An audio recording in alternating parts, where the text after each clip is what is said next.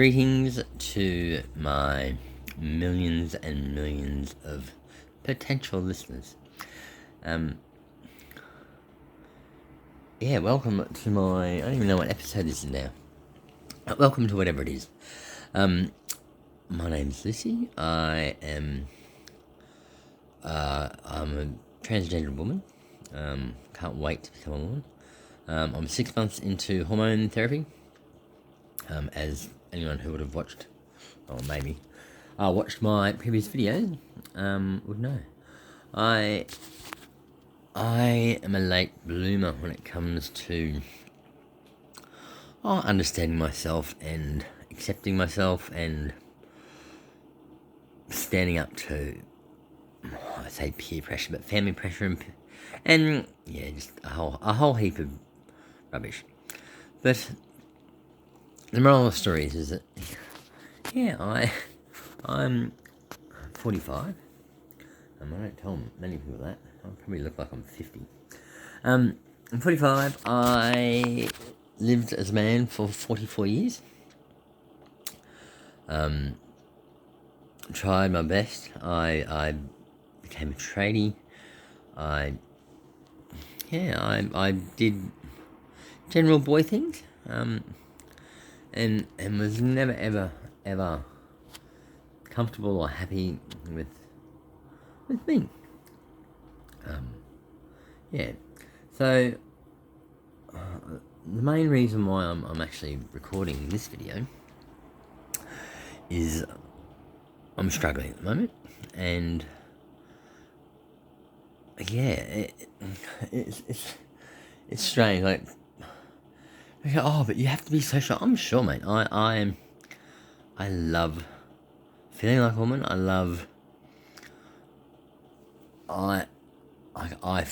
feel like a woman. It's not how I interpret how others see me. It's not how I've always felt like I wanted to be a woman, and I feel like I'm becoming a woman. Sadly, like any teenage girl going through puberty, and I'm lapping this up because I am so old. Life's fucking hard, man. Life's really, really hard. And I have some... Sorry for the horrible camera angle. I have some really, really fantastic friends and some really beautiful people in my life that have been there for a long time, and who, despite my inability to communicate how I felt to them over the years,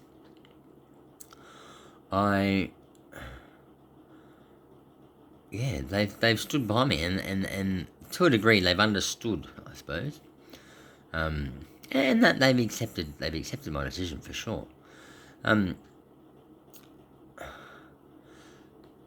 So I'm so thankful for that. But a lot of people just think, you should be cured now. You've made the decision. This is what you've always wanted. It is, but it's life's fucking tough. And I have a 20-year-old daughter, and who is gorgeous, absolutely gorgeous young woman. And she's one of my heroes, mentors, and people I go to for advice, and just she's like my mother, really. And other than her, I don't have a group of friends that I'm going through similar things with my body. I've got girlfriends, if you will, my ex-wife, who I love, and but she's a 45-year-old professional woman, and she's very successful in her career. And sadly, A, she's not lesbian. B, I let her down as a husband. But she still looks out for me, and she's pretty cool. But yeah, she's living a completely different life to what I'm living, and yeah, even that's causing me problems at the moment, and I'm really struggling. I hope I'm wrong. I hope I'm wrong. She's a new partner who, I'm not going to go into the details of it. I've had some issues, but I've also had some really severe triggering sort of moments that have triggered my PTSD and have sent me backwards, in honesty, quite a bit. And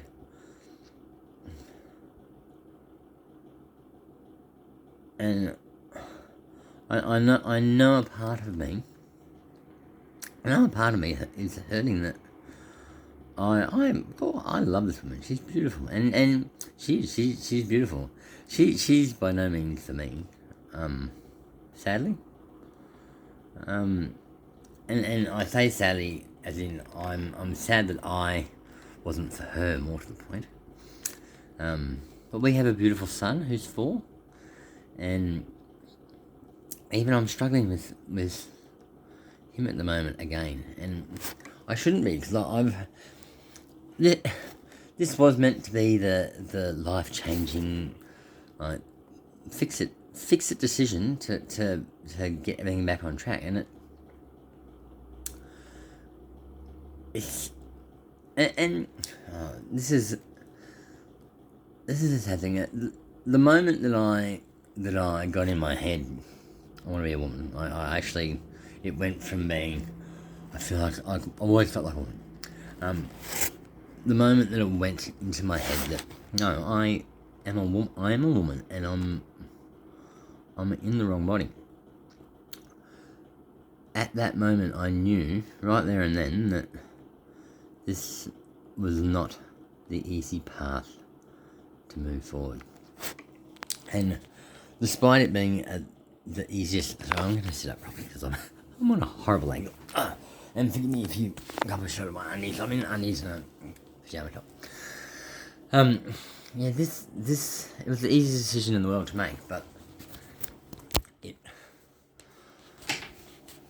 is. I knew then that it was going to be probably the most difficult way of moving forward, and there was no other way to do it. It had to be done, and it wasn't the most difficult way moving forward. The most, I would probably be dead now, and I do fear every single day that I could slip. Like I was a wreck last year, an absolute wreck, and I feel like I could easily slip back into that, and I don't want to. I really don't want to. And yeah, I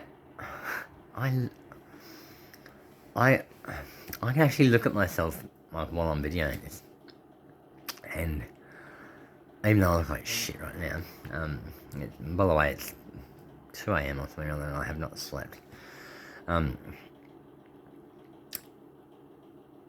I can look at myself and I go, fucking look at you, you're, and it's not the look part, it's not the looks part, it's the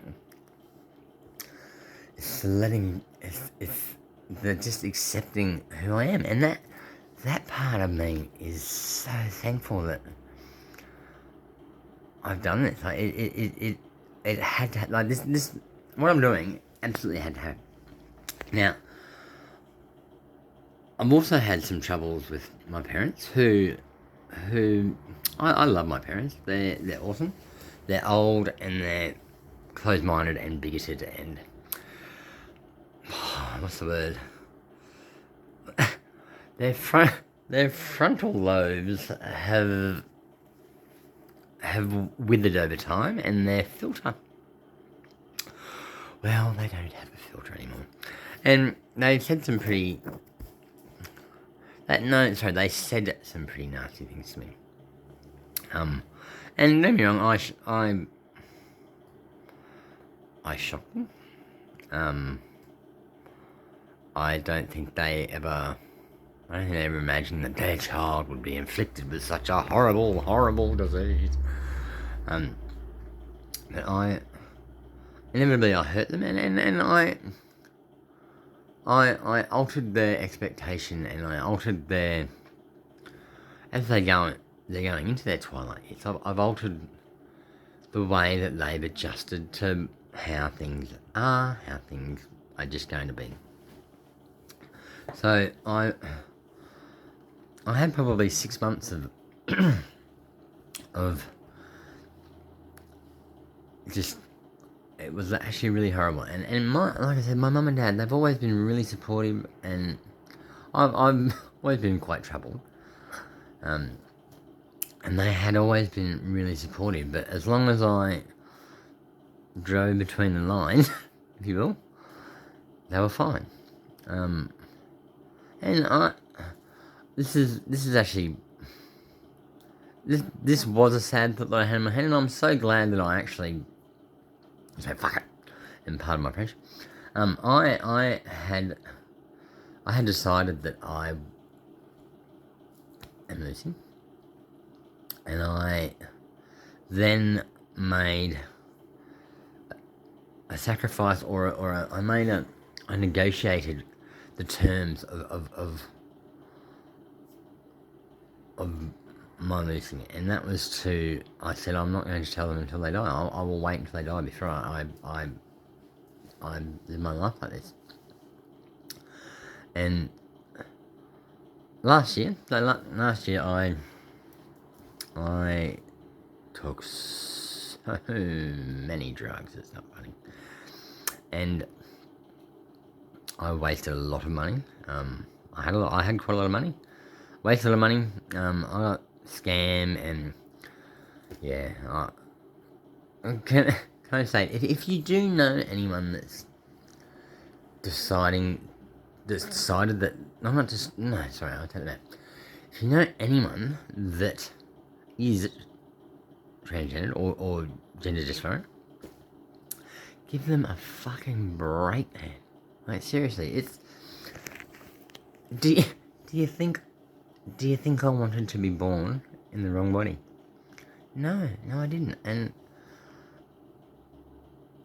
it sucks. And don't get me wrong, I'm in the best time of history to do this.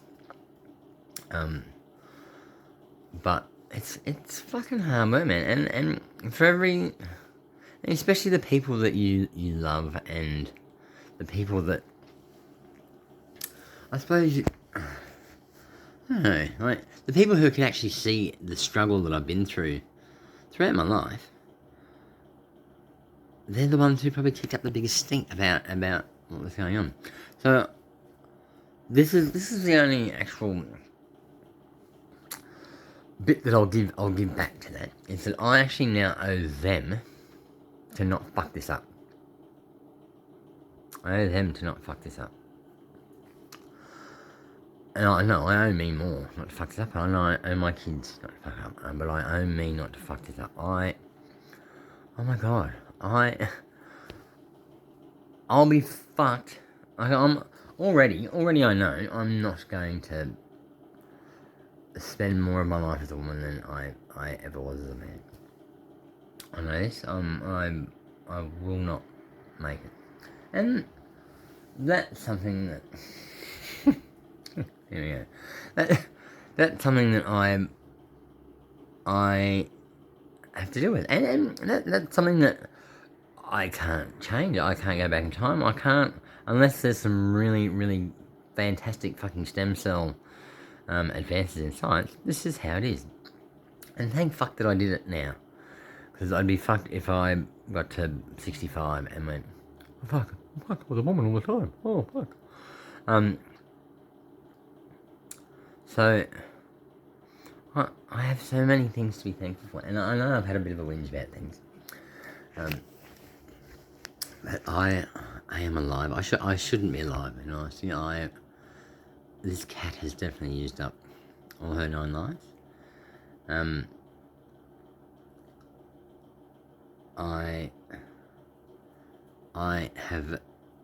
shouldn't have any friends, and I have a few friends. I don't have many, but I find so anyway. So back to be kind to anyone that you know that is transgendered or is mid transition or whatever. Yeah, it's a hard road, and it's lonely. Like I said, I'm what I'm going through at the moment in my mind and in my neurochemical things that are going on and my hormones and just everything in general is that of a teenage girl. So I don't have anyone any besties that I can bounce off and,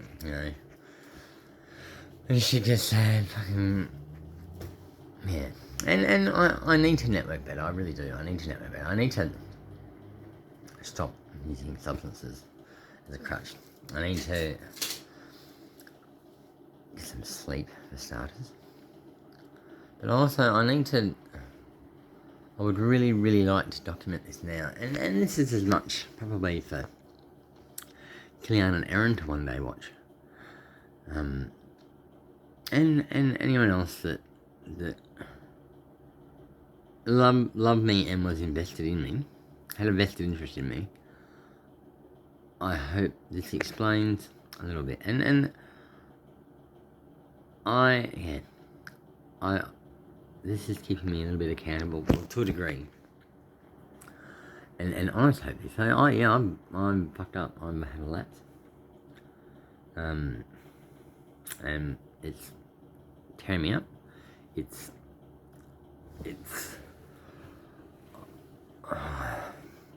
don't do meth, kids. Look at my eyes, mate. I'm fucked. Don't do meth, mate. If you have low self-esteem, you won't have any self-esteem. If you have money, you will lose your money. If you have a good relationship, it will disappear. It just attracts shit. It attracts shit, and yeah, you just no positives have come from it. So then there has been a positive, and this is sadly, I don't think I ever would have taken the time off and be broken my leg to then have even more time off to then investigate this avenue of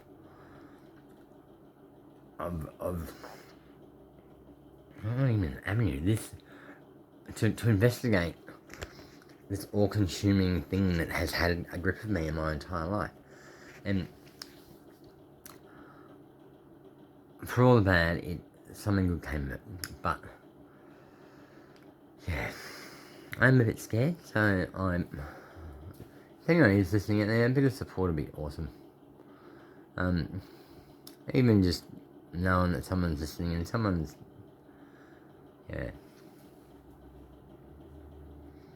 watching, and someone's watching. Someone might have another relative somewhere that's was 44 years old and went, fuck, what have I done? Yeah. Next time you see him, go up and give him a hug and say, good on you. And for the most part, most people have. But, yeah. If you see me in the street, or you want to message me on here, or you know someone who I love, go up and give them a hug. Because everyone's done it tough, and everyone has done it tough, and I get that. I really do, and yeah, I need a little bit of hope, and I'm clinging to a little bit of hope, and that's what you need sometimes. That's all Life of Pi had. Yeah, there's always hope. So, guys, thank you for listening. If you have, I'm sure no one's actually going to sit through over 20 minutes of me dribbling shit about my melancholy life and how worried I am about myself. But yeah, I've sat through it and it feels good. And be strong, people, no matter what's going on in your life. And I can only imagine there are some really shit things going on in a lot of people's lives. Just hold on to a little bit of hope. Because, I'll be fucked, mate, I'm not going to continue this tonight. I'm really, really tired. I look like shit warmed up. And yeah, I shall talk to you tomorrow. Hopefully I look better. Hopefully I'll have my little boy and we'll have a bit of a chat on camera. He's a little dude. He'll cheer everyone. He cheers me up. He can cut me down pretty well too. But thank you for even just passing by my page. I shall talk to you soon. From me, I have no Batman today. Batman is up with Cleon. So, for now, peace, my beautiful people. I hope everyone finds peace. Love you all.